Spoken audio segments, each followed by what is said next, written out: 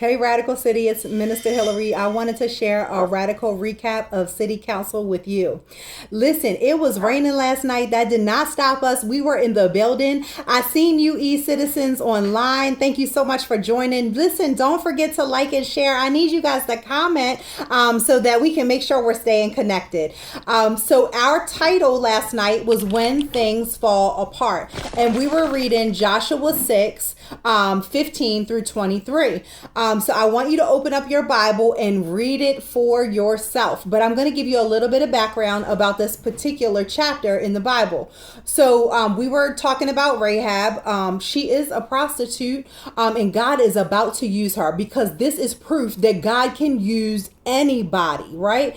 Anyone who's open and willing to receive the Lord, that is willing to be used by him can be used. So Rahab lives in Jericho, and Joshua has just sent 2 spies to stay with her to hide out because the Lord is about to give the Israelites the territory of Jericho because God is not man and he doesn't lie. And he told the Israelites he's going to give them land and he's about to move forward with that promise. So when you think about things falling apart, think about how many times you look at everything crumbling around you and it's actually the God that you serve moving things around and turning up the ground to give you exactly what he said he was going to give you. And that brings me to my first point, which is you can't get upset when God holds to his end of the bargain. So when we think about that, that looks like your prayer life. That looks like you asking God for these things, you telling God how much you hate your job and you want another one, and then you get terminated because God has to create a space to open a door to bless you with another opportunity, and he can't do that if you're always complaining and you're staying in the same position that you're in. It looks like you drank too much. And you are sick and you're saying, God, I will never drink like this again. I don't want to feel like this. I don't want this headache. Please, if you just get me through how I feel today, I won't pick that bottle back up. That is you bargaining with God, and you cannot get upset however he chooses. If he removes your friends to not put you back in that predicament where you're partying like that again, you can't be mad at him because we can't pick and choose how God is going to show up in our life each and every time he shows up because he's a good father and that is what he does. He shows up for us, right?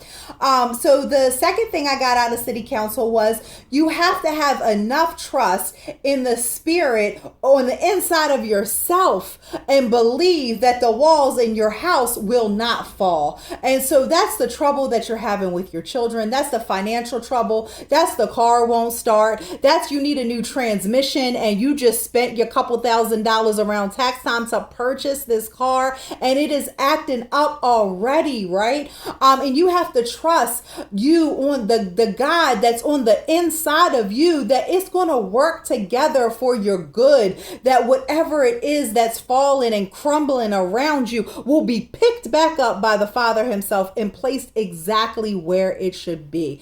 And the third thing I got was be quiet until it's time to shout. How many times are we telling everybody everything too soon? How many times do we open up and tell someone something we shouldn't when God has not given us permission to release that yet? So they were marching around the walls of Jericho and they didn't open up and shout and give God the glory until the 7th time when the walls fell. So don't miss your blessing and open your mouth too early. Make sure that there are times where your lips are sealed until it's time to shout about that victory that God has given you. Listen, this is Minister Hillary. I want to see you at 10 a.m. in Radical City on Sunday, and have a great rest of your day.